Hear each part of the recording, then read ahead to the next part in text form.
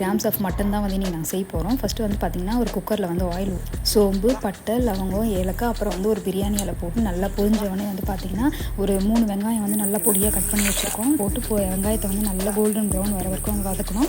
ஒரு நம்மளுக்கு எவ்வளோ சால்ட் தேவைப்படுதோ அவ்வளோ சால்ட் வந்து ஆட் பண்ணணும். அப்புறம் வந்து கருவேப்பிலை போட்டு நல்லா வதக்கணும். இஞ்சி பூண்டு பேஸ்ட் வந்து ஆட் பண்ணணும். நல்லா வதக்கிட்டோம்னா வாஷ் பண்ணி வச்சுருக்க மட்டன் வச்சு பார்த்திங்கன்னா 250 கிராம்ஸ் ஆஃப் மட்டன் அதை வந்து ஆட் பண்ணிட்டு கொஞ்சமாக டர்மரிக் பவுடர் வந்து போடணும்.